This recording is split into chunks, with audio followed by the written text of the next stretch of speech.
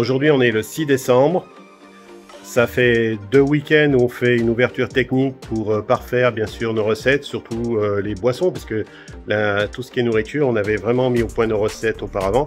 Là, ce qui nous manque, c'est les boissons, c'est-à-dire les bubble tea, les smoothies, les thés parfumés. Donc ça c'est fait. Aujourd'hui, on va faire les bubble tea. Les bubble tea ont été faits. C'est bon, on sait faire maintenant et on a une recette qui est au petit poil, qui est merveilleuse. Et on va faire le thé parfumé. On va faire également donc les smoothies. Et aujourd'hui, je suis venu chercher donc l'affichage du kiosque.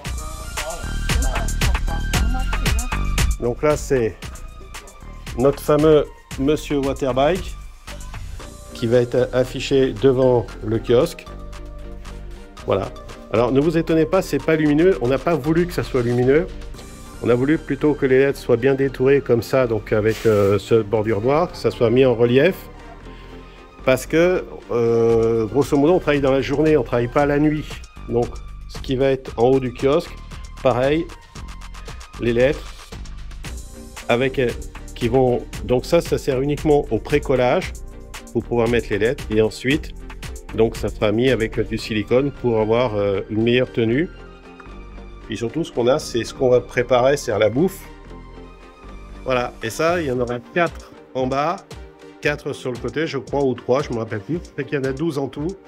Bref, des panneaux comme ça. Et ces panneaux, on va les changer régulièrement quand ils vont être abîmés. Vous voyez, je vais en prendre un autre. Voilà, le hot dog américain, bien appétissant. La gaufre qui n'est pas vraiment dans le bon sens, mais voilà, la gaufre, bien, voilà, avec la crème chantilly. Ça, c'est ce qu'on propose, bien sûr, au kiosque. Les images que vous avez vues, ce n'est pas issu d'une banque d'images. On a utilisé l'IA pour fabriquer ces images, mais on a voulu quand même que nos recettes s'approchent le plus possible de ces images-là.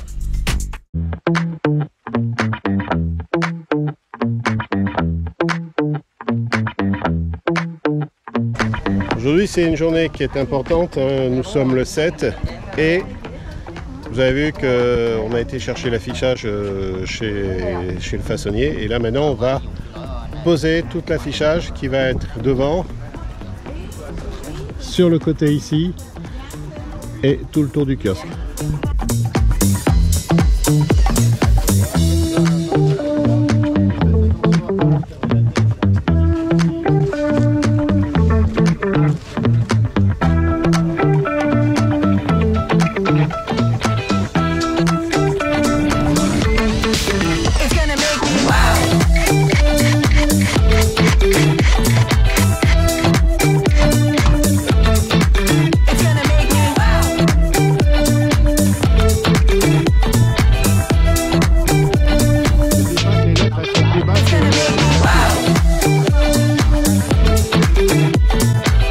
Je commençais à flipper, mais je le vois écrire un A. Mais pour moi, c'était Waterbike. C'était un mot avec Waterbike.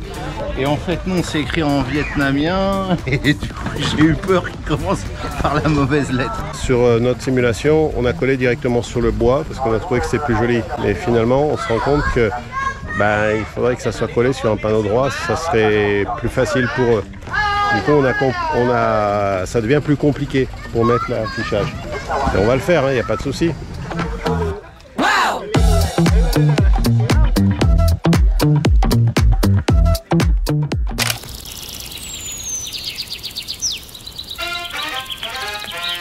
Bienvenue au kiosque Monsieur Waterbike. On peut dire que c'est aujourd'hui l'ouverture vraiment officielle parce que tout est là. C'est-à-dire que l'affichage du kiosque est présent. Et puis, voilà, nos recettes sont au point. Aujourd'hui, on va même faire des smoothies. Voilà, ça y est, c'est parti la grande aventure.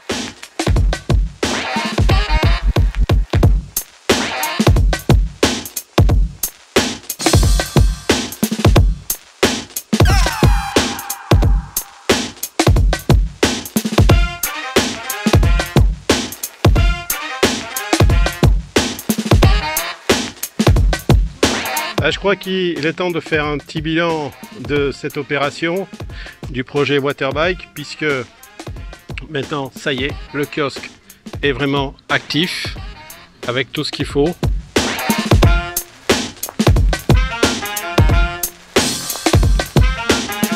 Et bien sûr, les Waterbikes qui sont en face. Là c'est la fin de la journée, donc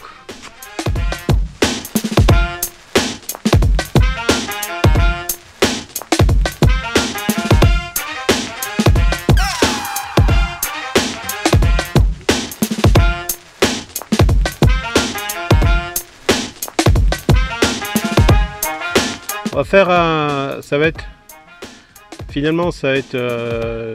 le dernier épisode, et puis un épisode assez long, puisque là maintenant on va parler chiffres, c'est-à-dire combien ce projet coûte.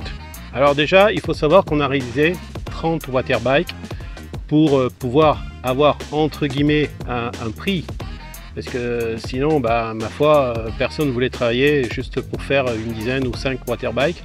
Donc il a fallu investir sur 30 waterbikes, ça c'est la première des choses. Et puis je dirais vient après les à côté, c'est-à-dire que Cédric qui travaille avec nous, il a fallu quand même assurer je dirais un dédommagement. On a besoin d'un local bien sûr pour pouvoir travailler. Cédric est associé, c'est-à-dire que il n'est pas rémunéré pour travailler. Je ne suis pas un patron, je ne suis pas un patron vis-à-vis, c'est un associé.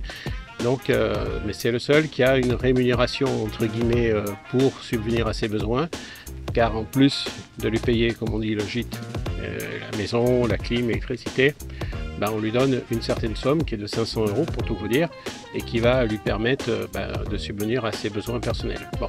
Après, maintenant, la société, le projet Waterbike doit s'autosuffire en lui-même, et il doit se sortir entre guillemets un salaire, comme moi, comme Namchan et comme le reste, je veux dire, de l'équipe. Bon, alors, au départ, on ne s'attend pas bien sûr à avoir un salaire mirobolant. D'ailleurs, c'est plutôt Cédric qui passe en priorité puisqu'il a une famille. Et puis nous, on vient un peu en dernier. Nous sommes les investisseurs, on en est conscients. C'était dès le départ, c'était comme ça que c'était prévu. Combien ça coûte de se mettre à son compte au Vietnam? Sur un projet comme ça, je vais vous le dire, je vais parler chiffres. Il y a les 30 waterbikes d'investissement. Il y a le kiosque. Et vous allez voir à l'écran, je vais tout vous afficher. Donc, prenez le temps de lire.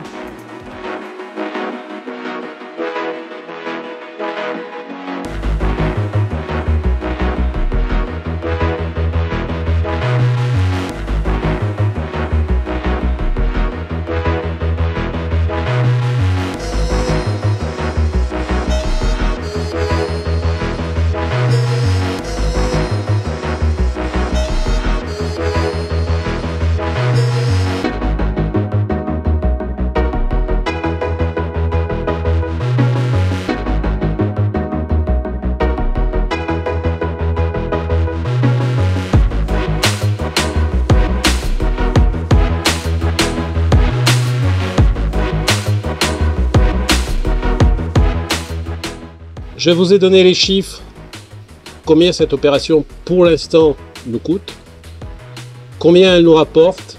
Pas grand chose au début, on espère gagner beaucoup plus après. C'est toujours une opération qui est quand même à plus ou moins long terme. Alors c'est au niveau du placement financier, bien sûr c'est plus rapide que si on le plaçait dans l'immobilier, ça c'est clair. Mais ça ne rapporte pas tout de suite l'investissement initial. Ça, on en est conscient.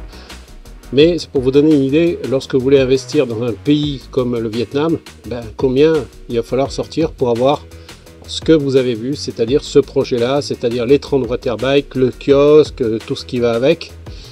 Et ouais, c'est pas avec 500 € que vous arrivez à faire tout ça. Donc lorsque vous avez des gens qui vous disent « Ouais, c'est super, tu viens à l'étranger, et puis avec 3 francs 6 sous, tu arrives à... » Non, non, c'est faux, c'est faux, c'est faux. Il faut quand même avoir, je dirais, un apport financier assez important pour pouvoir réussir à faire ce type d'opération. Je ne parle pas des tracasseries administratives, je ne parle pas de toutes les démarches qu'il faut faire, parce qu'il faut en faire. Hein. Alors, par rapport à la France, ma foi, vous comparez, vous regardez. Est-ce qu'en France, ça aurait été plus facile? Est-ce que c'est plus difficile? Je pense que quelque part, c'est au niveau de l'artisanat, tout ça, c'est plus facile. Mais je pense qu'au niveau administratif, c'est beaucoup plus difficile. C'est un peu là le problème de la France, c'est un peu le mal qui l'arrange, c'est que l'administration, c'est complètement hallucinant.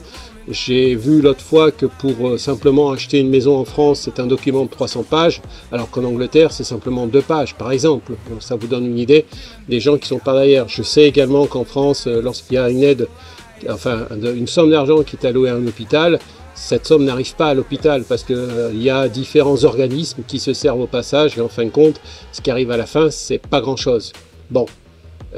Ici, tout ça, c'est quand même beaucoup plus simple, alors qu'on est dans un pays communiste, c'est quand même beaucoup plus simple. C'est moins administratif finalement que la France. La France est devenue un pays plus communiste, je dirais, que les communistes au niveau administratif. Par contre, au niveau financier, je vous laisse dans les commentaires juge, à vous de le dire. Est-ce que ça aurait coûté moins cher en France? Est-ce que ça aurait coûté plus cher? Je sais qu'en France, ça n'aurait pas été possible de le faire. Ça, c'est clair. Pourquoi? Parce qu'il y a des normes au niveau donc de tout, et c'est une telle tracasserie administrative qu'on aurait certainement baissé les bras, alors que notre kiosque il est dans les normes au niveau hygiène. Je peux vous dire que vous pouvez, comme on dit, manger par terre chez nous, il n'y a aucun problème. Tout est dans les normes. Vous voyez par exemple une bouteille, on a ouvert une bouteille qui est de sirop, on marque la date dessus d'ouverture de la bouteille, que ça soit un sirop, que ça soit n'importe quoi, on fait très attention aux dates qui sont périmées.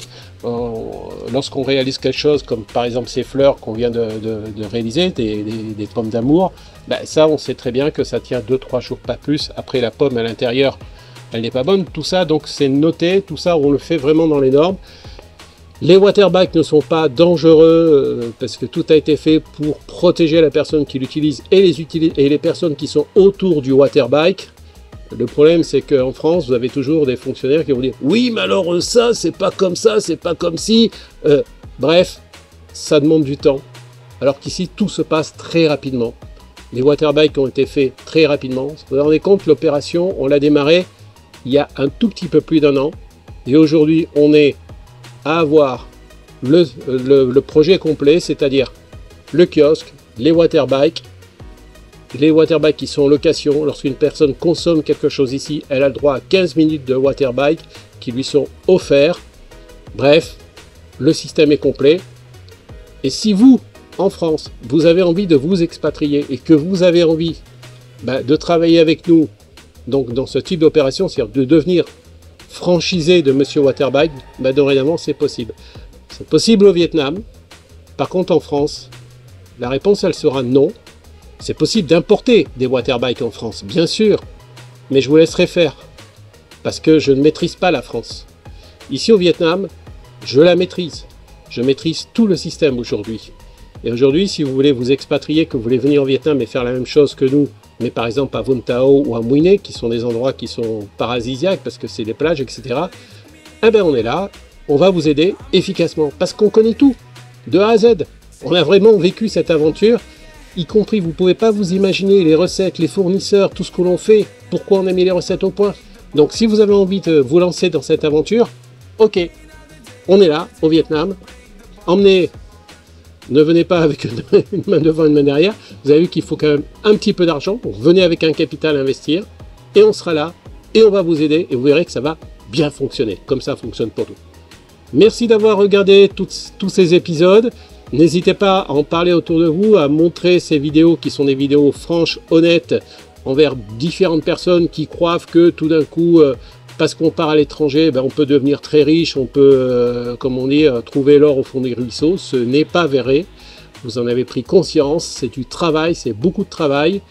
Bon, bien sûr, ma femme et moi, c'est ma femme qui est derrière la caméra. La preuve, c'est que maintenant, elle va me la donner. Voilà. C'est elle qui me filme. Donc, on va continuer bien sûr à faire les vidéos moto, les vidéos balades et vous montrer des choses très intéressantes du Vietnam. C'est vrai qu'on voulait faire aussi ces vidéos, vous avez été, je dirais, nombreux à nous dire oui, pourquoi pas, faites des vidéos comme ça pour vous raconter notre aventure waterbike. On vous l'a raconté en chiffres, en emmerde aussi. Vous avez vécu quelques passages qui étaient des vrais passages où on a commencé à angoisser, juste pour faire des trucs comme ça, ouais. Ils ne comprennent pas, ils n'avaient pas compris. Ils ont mis un petit moment, mais ils ont compris à la fin. Bon, maintenant on est heureux, ça fonctionne, les locations se font, les ventes se font, on rachète régulièrement de la marchandise. Bref, ça fonctionne. Allez, je vous dis à bientôt restez sur la chaîne, n'hésitez pas à faire partager ces vidéos, n'hésitez pas à faire grossir la chaîne tout simplement, et puis nous on vous retrouve dans d'autres aventures.